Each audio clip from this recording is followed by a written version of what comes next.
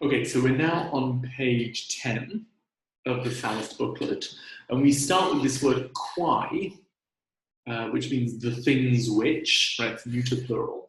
So literally, the things which people, homines, arant, plow, navigant, sail, aedificant, build, all, omnia, obey, right, parere, plus dative means to obey, and then the dative noun is virtuti, right, meaning excellence. So literally all of those activities obey excellence. And I think here a better translation than obey would be depend on, right? These things all depend on excellence. In other words, these things all depend on mental effort. And then Sallust, so he's saying, you can't plow, sail, build, do all the things that humans normally do for work without really applying your mind to those tasks. Then he says, sed multi mortales, but many mortals. Right? Notice mortales rather than viri or homines or something. This is part of his, well, two things. Partly it's part of his archaic style. He's using a more archaic word here, mortales, quite a grand word as well. But also this is part of his use of variatio, right, variation. He used homines before, so now he's going to use a different word, mortales. But many mortals, dediti, given over or committed to the stomach, ventri, dative case, atque somno, and to sleep. And then the main verb is transiere. Now this would be, in less archaic Latin, that would be transierunt.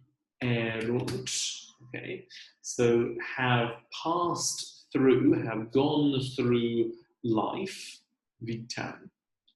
Indocti incultique, untaught or uneducated, and uncultivated or uncivilized, inculti. Sicuti, which is just like sicut or velut, it's just like peregrinantes, travelers. So in other words, many people are not really achieving anything. They're not developing their mind, right? They're just eating when they feel hungry, sleeping when they feel tired, and that's it, not achieving anything. And they're just like travelers, they're not settling down, they're not serving a community, starting a family, anything like that. They're just kind of wandering around, floating along through life, and that's it. And then he says, to them, in fact, quibus, right? Quibus, dative plural, meaning to which people, to these people. And then profecto means something like in fact. It's an adverb. So he's continuing his point. To these people, in fact, contra natura, contrary to nature, or against nature, contra plus accusative. The body, corpus, literally the body was for pleasure, so voluptati is dative case, the body was for pleasure. The intellect was for a burden. Right? Oneri is the dative of onus, meaning a burden. That's where we get the English phrase, the onus is on someone. That means the burden or the responsibility is on someone to do something. Similarly, the adjective onerous in English, if something is an onerous task, it's a burden. Now, in English, it's a bit strange to say the body was for pleasure, or the intellect was for a burden. So we would perhaps say the body served as a pleasure, was a source of pleasure. The intellect was a burden, something like that. So that's how I would probably translate this bit. So, and he says this is against nature. In other words, the natural state of affairs is for people to enjoy using their mind, right, to enjoy thinking, but to do laborious work with the body, right? So it's nice to sort of sit back and think and read and whatever, but it's a burden to have to use your body, you know, to fight, to farm, these kinds of things. You know, as good old tough Romans did. And he's saying now we've reversed it, right? Because people are just using their body for, you know, sort of bathing and eating and drinking and sleeping and, you know, whatever else. But then they don't want to think. They consider it a burden to think. So we've sort of we've reversed nature, basically. And if you think about it, this does make some sense. I mean, the idea that for our, you know, for sort of ancient humans, older humans, you know, work was really a physical task, and therefore using your mind was a kind of leisure activity. I think that's what, and then we've now reversed it. That's Sallust's point.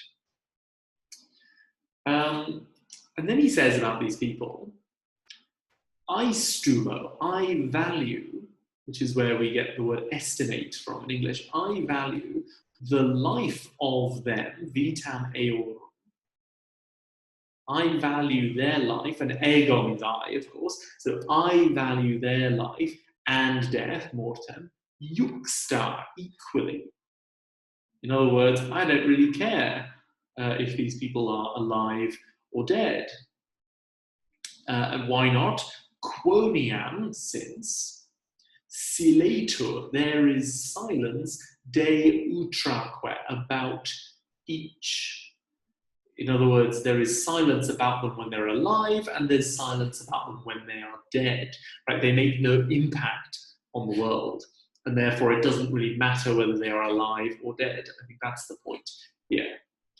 And then he says, but verum.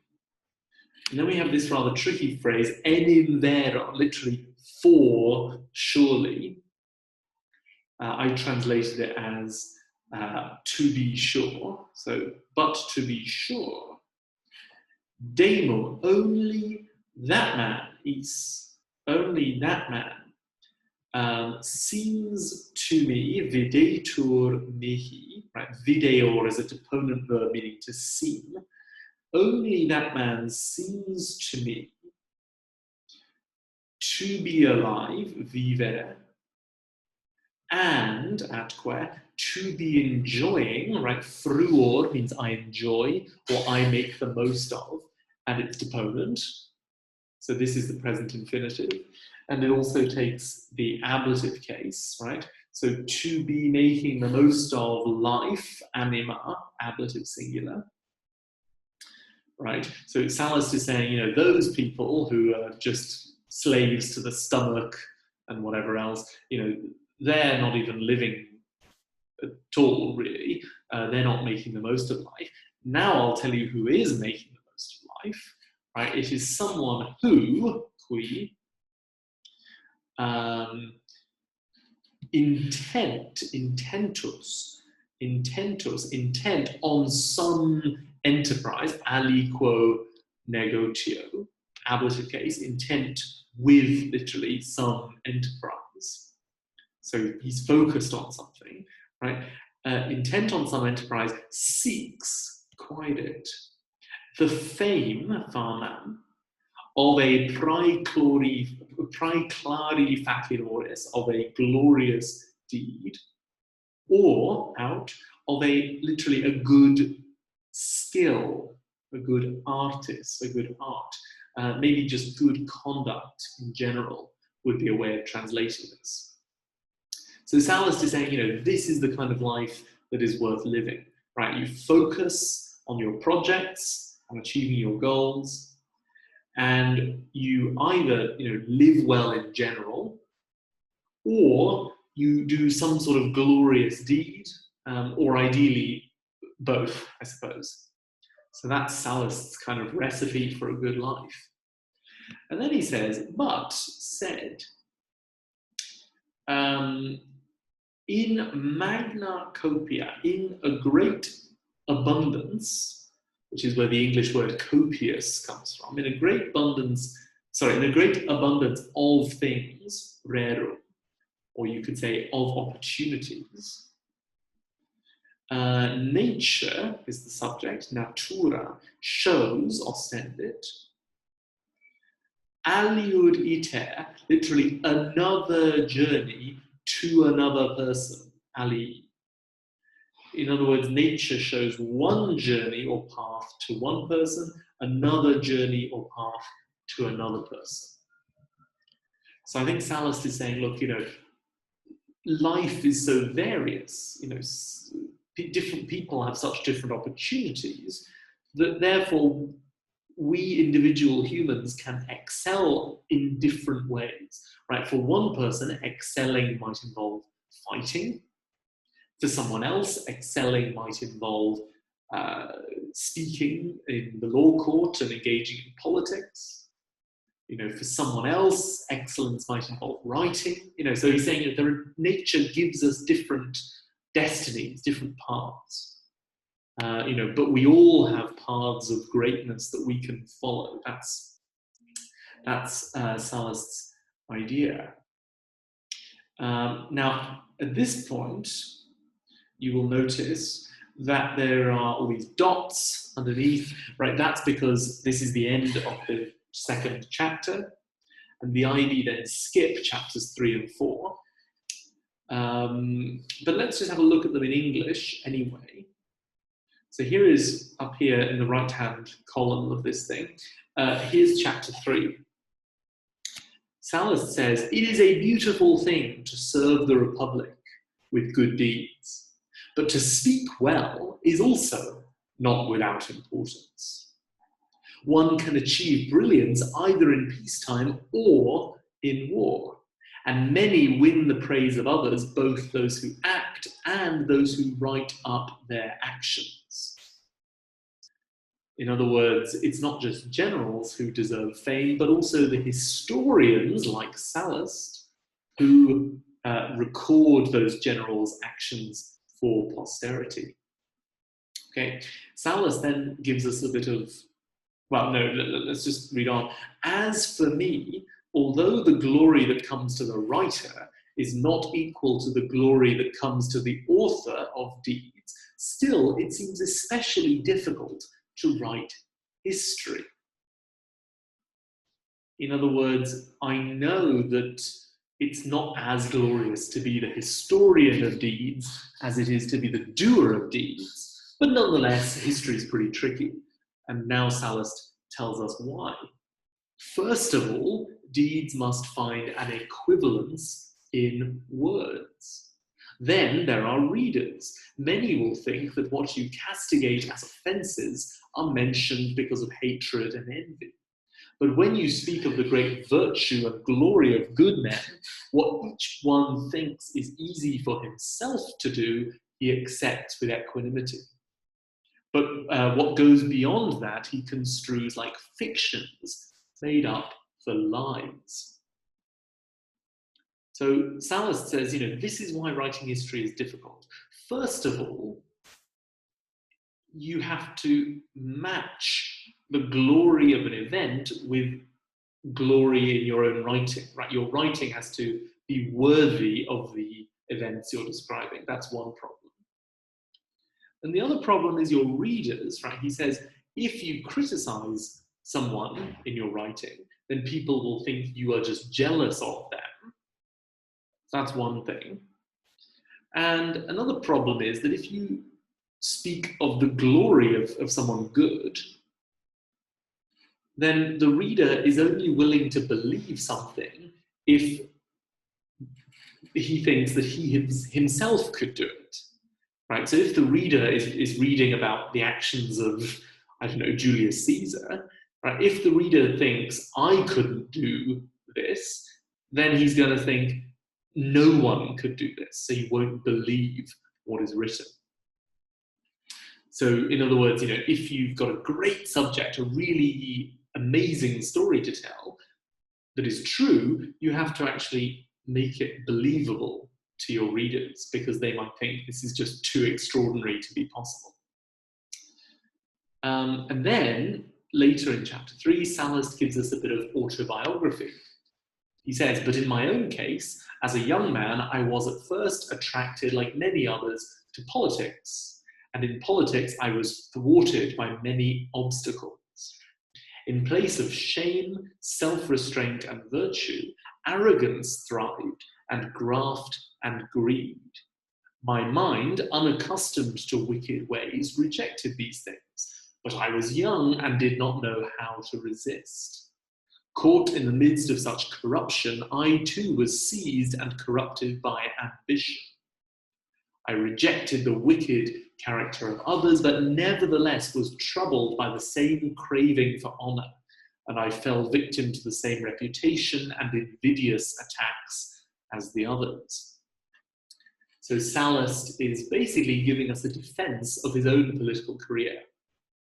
And we know that Sallust, first of all, was expelled from the Senate in 50 BC.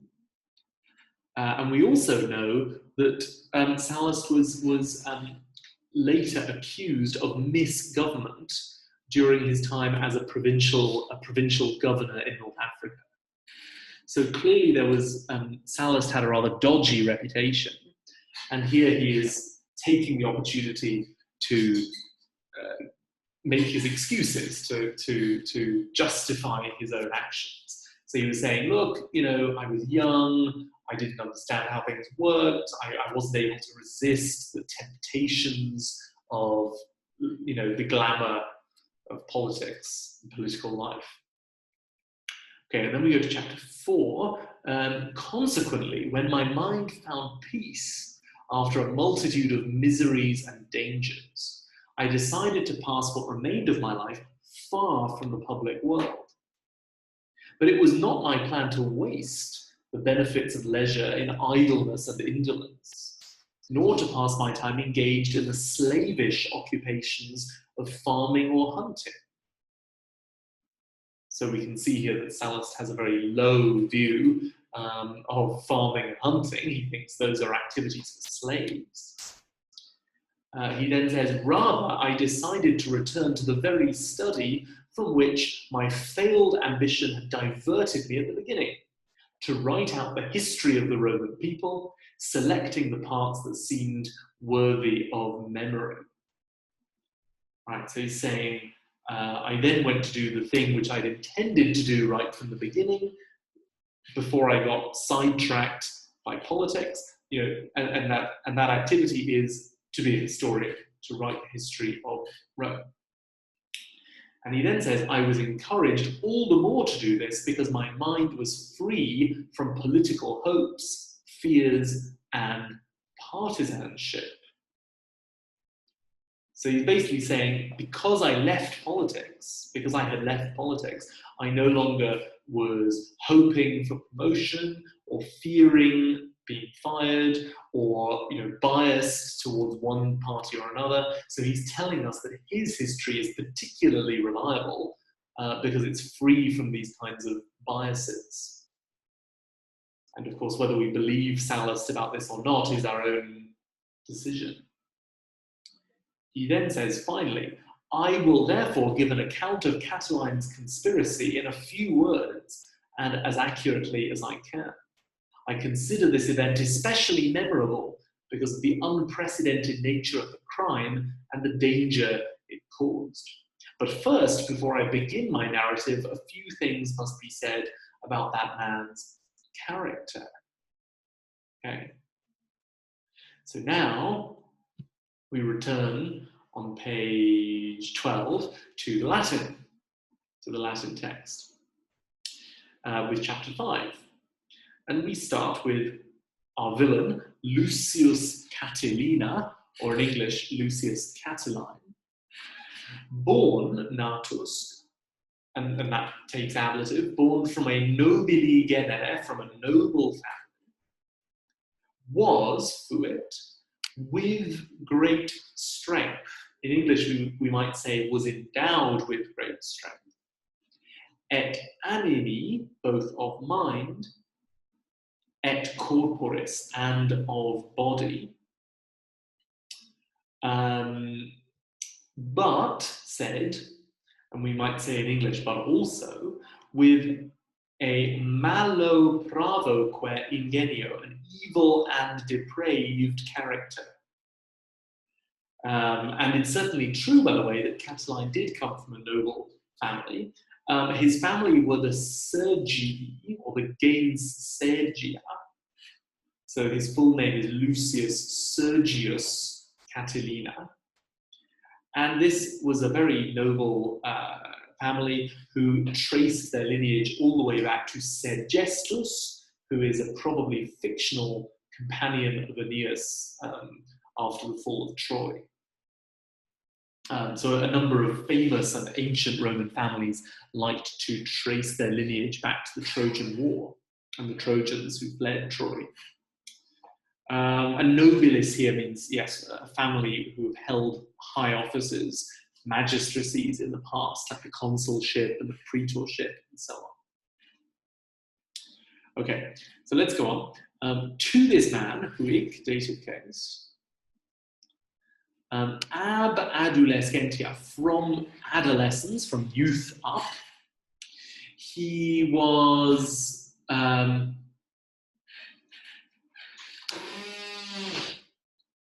hey. Sorry about that, I just had a quick drop into the office from Miss Foley there. So let me just go back to this. So yes, from his adolescence, from his youth, ab adolescentia, civil wars, bella intestina, slaughter, kaides, plundering, pillagings, rapinae, and civil discord, civilis discordia, were pleasing, fuere grata. And this, by the way, would be a sort of archaic version of fuerunt. So those are the things that he liked when he was young. Those are the things that were pleasing to him. Ibique, and there, or and among these things, he spent, exercuit, literally he exercised, his youth, juventutem suam. And juventus really means your early manhood, that period of your life. And by the way, as a bit of context to this, Catiline was on the side of Sulla during some earlier civil wars in Rome, and he was said to have committed lots of atrocities during the proscriptions, the executions that happened after Sulla's victory. So that's probably what Sallust is referring to here. And then he says, his body, corpus, is, or was, we could have est here, or just imagine a word like fuit.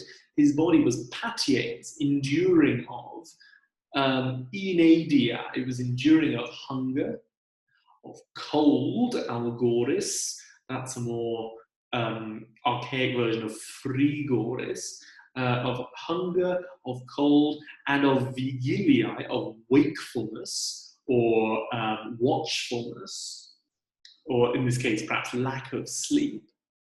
Supra, beyond, that which, quam, that which, and it's feminine going with vigilia, beyond that which is credible, credibile est, for anyone, quoiquam, which is an archaic spelling of cuiquam. Okay. And then, so that's his body. And then we also hear about his mind. Animus, his mind, was, so we imagine fuit, audax, bold, subdolus, cunning, varius, versatile. And his mind was a simulator, a simulator, a feigner, and a concealer, a dissimulator, of cuius rei, that's another archaic spelling of cuius, which would be C-U-I-U-S, of what thing is pleasing, lubet, old-fashioned version of plaquette is pleasing. In other words, he's able to pretend that he has whatever someone wants and to pretend that he doesn't have whatever someone doesn't want. So he can adapt his character depending on the circumstances. His mind is also ad petes, seeking. And then we have to imagine a word like race, the things, the possessions of another, alieni. He's seeking of others' possessions, and he's profusus sui. He is extravagant of his own stuff, extravagant with his own stuff. So in other words, he spends too much of his own money, and therefore he's always looking to take other people's money. And he is ardens, literally burning, or yes, burning, very keen or something, in cupiditatibus, in his desires. And then Sallust said he had, so we have to imagine a word like habebat or something, satis eloquentiae, enough of eloquence, partitive genitive. In English we would say enough eloquence, but too little, parum, wisdom, sapientiae. And then finally, his vastus animus, his insatiable mind, was semper cupiebat, always desiring excessive things in moderatum, incredible things in credibilia, so these are all neuter plural, and literally things that are too high, nimis alta, in other words, impossible things. And by the way, we have two particular literary devices here. One is the tricolon, right? The tricolon of excessive, incredible, impossible. So there's your tricolon. We also have something called chiasmus, which is where you have this structure A, and then B, and then B again, and then A. You know, enough of eloquence, of wisdom, too little. Which is quite an effective rhetorical device to emphasize a particular phrase.